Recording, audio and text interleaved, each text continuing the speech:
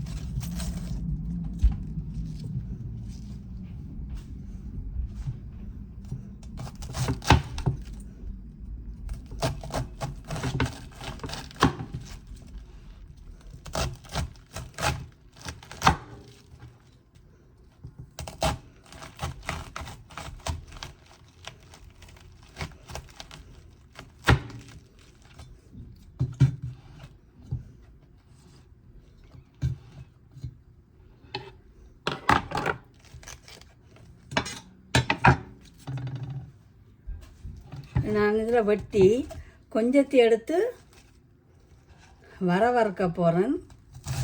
கொஞ்சத்தை தக்காளி பழமும் கோவாவும் போட்டு ஒரு குழம்பும் வச்சுட்டு, எங்களோட மாமி மலேசியா அவள் தக்காளி பழமும் கோவாவும் போட்டு நல்ல குழம்பு வைப்பா. அப்படித்தான் நான் வைக்க போகிறேன். இதை ஃபுட் ப்ரெஷரில் வெட்டி கொள்ளுவோம்.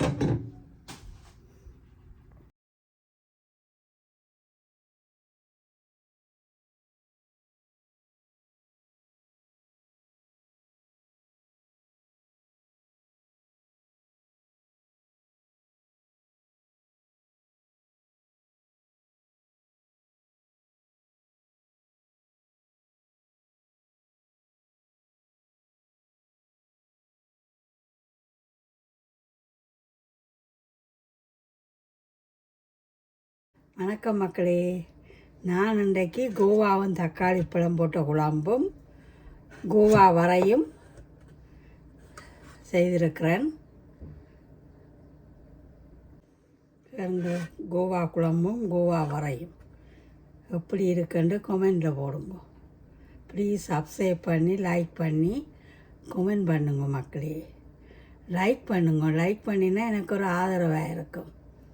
தேங்க்யூ. நல்லொரு பருப்பு கறி.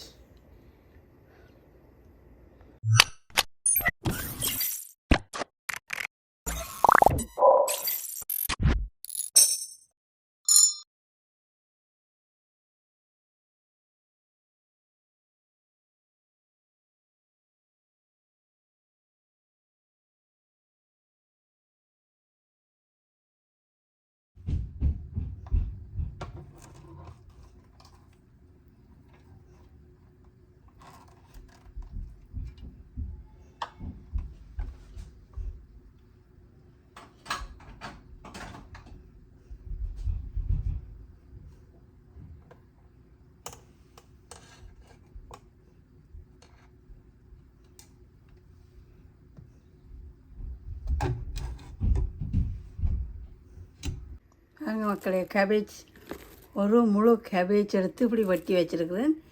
இப்படியே கழுவாமைக்கு ஃப்ரீசருக்கு போட்டு வச்சுருப்பேன். பேந்தெடுத்து கழுவி போட்டு தேவையான பொழுது பாவிக்கலாம். நம்ம கிச்சனைட் ஃபுட் ப்ரெஷரில் இந்த கேபேஜ் வெட்டி இருக்கிறேன்.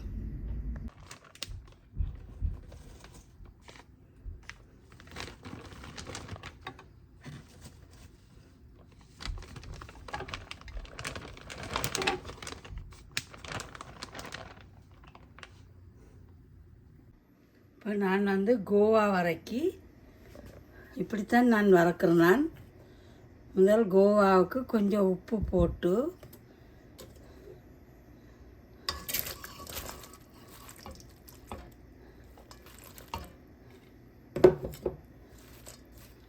இதை அவிய விடுவோம். அப்புறம் சொட்டு மஞ்சள் தூளும் உப்பும் போட்டு அவிய விட்டு இப்படி தண்ணி வற்ற எடுக்க வேணும். எடுத்து போட்டு வெங்காயம், பச்சை மிளகாய், சித்த மிளகாய் போட்டு தாளித்து பூண்டும் போட்டு தாளிக்கணும். ஏன்னா கோவா வந்து வாயு. இப்போ பூண்டும் போட்டு தாளித்து போட்டு அதுக்குள்ளே இந்த அவிச்ச கோவாவை கொட்டி தேங்காய் பூவும் போட்டு தூளும் போட்டு வறுத்து கொள்ளலாம். பூண்டு போட்டுக்கொள்கிறேன். கடுகு, பெரிய சீரகம், சித்தல் மிளகாய்,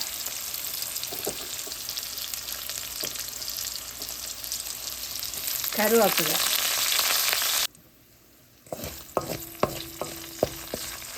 இப்போ பூண்டு வதங்கிட்டுது. இப்போ வெங்காயம் போட்டுக்கொள்கிறேன். கோவா வந்து அவிச்சு எடுத்து வச்சிருக்கிறேன். கோவாவுக்கு கொஞ்சம் உப்பு போட்டு அவிச்சேன் நான்.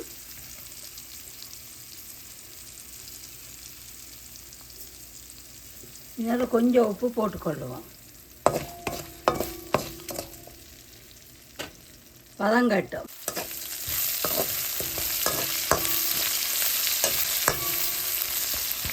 இப்போ தாளிதான் வதங்கிட்டு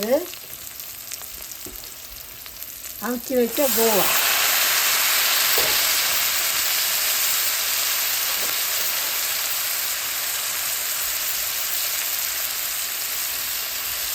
காரத்தூள்,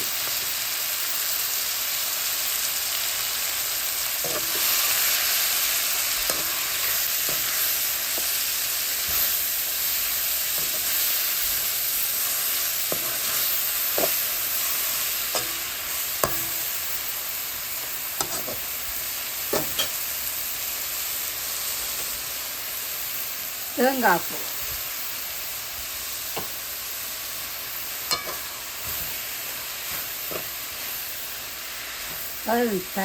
தண்ணி வந்து நல்லா வத்த வேணும்.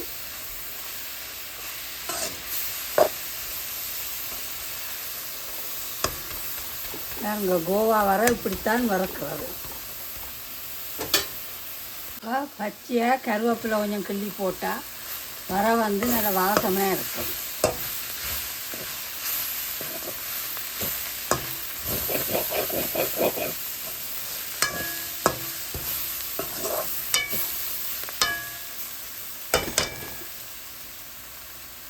கோவா வர ரெடி. Cabbage toast. இன்றைக்கு கோவாவும் தக்காளி பழமும் போட்டு ஒரு குழம்பு பாருங்க எப்படி வைக்கிறோம். நாங்கள் இப்படித்தான் நான் வைக்கிறோம். வெந்தயம், வெங்காயம், கடுகு, சீரகம்,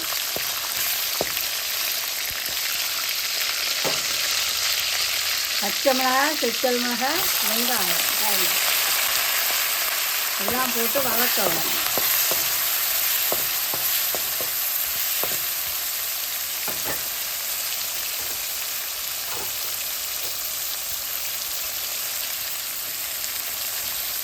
கருவேப்பிலை எல்லாம் போட்டாச்சு, வதங்கட்டும். இப்போ கொஞ்சம் உப்பு போட்டுக்கொள்ளுவோம். உப்பு போட்டுக்கொள்ளுவோம். இப்போ இது வதங்கினோடனே கோவாவையும் போட்டு வதக்க வேணும். வதக்கி போட்டு தக்காளி பழம் எடுத்து வச்சுக்கிறேன். தக்காளி பழமும் போட்டு வதக்க வேணும். கோவா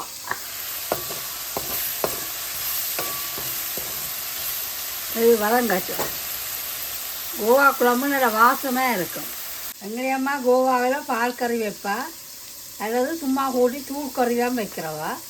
ஆனால் எங்கட மலேசியா மாமி இவற்றி அம்மா வந்து கோவாவில் வதக்கி தக்காளி பழம் போட்டு நல்ல குழம்பு வைப்பா. டின் ஃபிஷ் போட்டு கோவா போட்டு தக்காளி பழம் போட்டு குழம்பு வைப்பா. அதுவும் நல்ல டேஸ்ட்டாக இருக்கும். வெங்காயம் வதங்கிட்டுது, கோவாவை போட்டு வதக்கி கொள்ளுவோம்.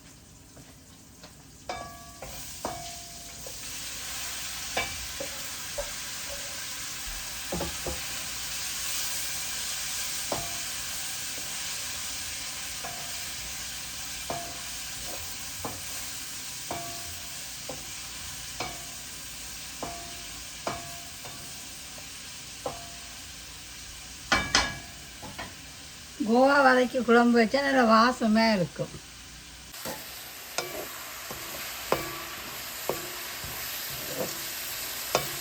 வதங்கினா பிறகு கோவா வதங்கினா பிறகு தான் தக்காளி பழம் போட்டு வதக்க வேணும்.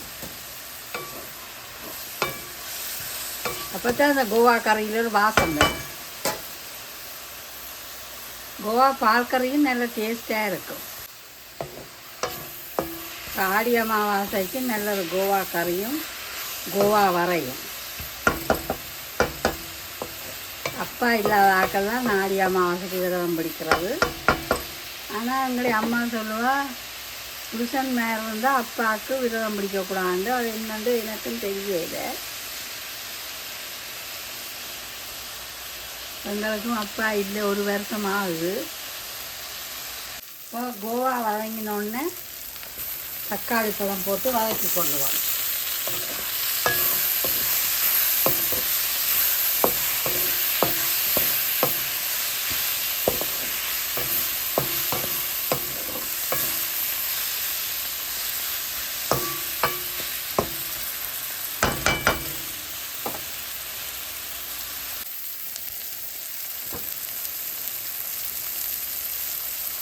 இப்போ தூள் போட்டுக்கொள்கிறேன்.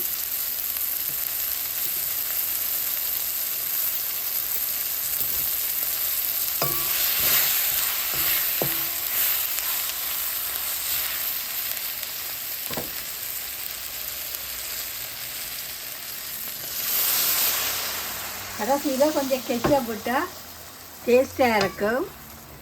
ஊர்லேன்னா நாங்கள் தேசிக்காய் புளி அல்லது பழப்புளி தான் நாங்கள் ஊரில் விடுறோம். நாங்கள் இப்படித்தான் கோவா வதக்கி குழம்பு வைக்கிறது. இப்போ கொஞ்சமாக கெச்சப் விட்டுருக்குறேன். நல்லா கொதிக்கட்டும். இப்போ தக்காளி பழம் போட்ட கோவா குழம்பு ரெடி. இன்றைக்கு தக்காளி பழம் போட்ட கோவா குழம்பும் கோவா வரையும் ரெடி.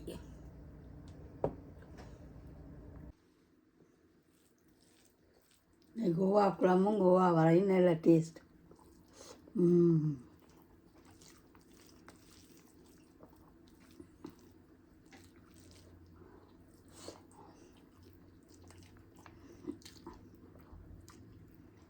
எனக்கு தயிர் ஊறுகாயும் விருப்பம். எங்களில் 8 பேர். எங்களுடைய அம்மா இப்படி சோத்தை குழைச்சி எல்லாருக்கும் இப்படி உருட்டி ஒவ்வொரு சிலன்னு தருவாள். அம்மா ஞாபகம் வந்திருக்கு. அப்பா என்ன செய்வாருன்னா எல்லாரையும் கூப்பிட்டு இருத்தி பிள்ளைகளுக்கு எல்லாம் தீத்தி போட்டு தான் அப்பா தான் சாப்பிடுவார். நண்டெல்லாம் முடைச்சி தருவார்.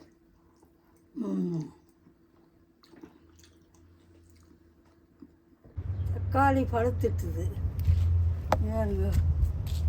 இதுக்கு ஒரு வளம், இதுக்கு ஒரு வளம். நேற்று 4 வளம் பிடிங்கினாங்க.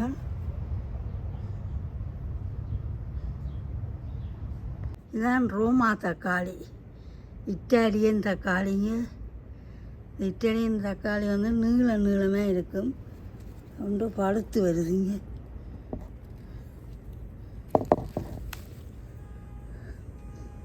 விட்டால் எலி கடிச்சு போடும், அல்லது ஏதோ கடிக்குது, மேலோ தெரியல.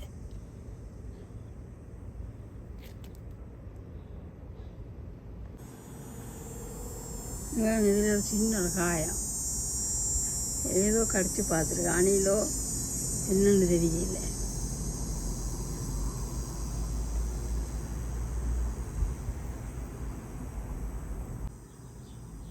தக்காளியும் இப்போ பிடிங்கி எடுத்துருக்கிறேன். பழுக்க வைப்போம். நாங்கள் சண்டே நைக்ரா ஃபால்ஸுக்கு போனாங்க. போயிருக்க ஃபஸ்ட் டைமாக பார்த்தோம். பெரிய ஒரு லிஃப்ட் உண்டு, அப்படியே கீழே இறங்குது, இப்போ மேலே ஏறுது. என்னென்னா ஷிப்பெல்லாம் இங்கால வந்து அது சீ போர்டராம், ஹாமில்டன்லாம் இருக்குது. அது மேலே தூக்கி கொண்டு போக லிஃப்ட்டில் அந்த பிரிட்ஜ் வந்து மேலே போய்கொண்டிருக்க கீழால் வந்து பெரிய பெரிய ஷிப்பெல்லாம் போகுது. நேற்று தான் பார்த்தோம் இவ்வளோ காலத்துக்கு. அந்த வீடியோ போட்டிருக்கேன்னு போய் பார்த்துங்க எப்படி இருக்குண்டு. பாருங்க மக்களே, வீட்டு தோட்டத்தில் இன்றைக்கு இவ்வளோ தக்காளி வரைச்சிருக்கிறேன். இது வந்து ரோமா தக்காளி. சாதுவா முத்தை எடுத்துன்னு வந்துட்டேன். என்னென்னா இப்போ ஏதோ வந்து கடிக்குது, முயலோ இல்லை என்னன்னு தெரியல. அப்போ பிடிங்கண்டு ஓடி வந்துட்டேன். பழுக்க வச்சு போட்டு பாவிக்கலாம். எங்களோட தோட்டத்தில் அப்படிங்கன்னா மரக்கறி, தக்காளி பழம், குடமிளகாய், வெண்டிக்காய், பெரிய தக்காளிக்காய், இது கோவா கேபேஜ். இவ்வளோ எங்களோட தோட்டத்தில் அப்படிங்கினது.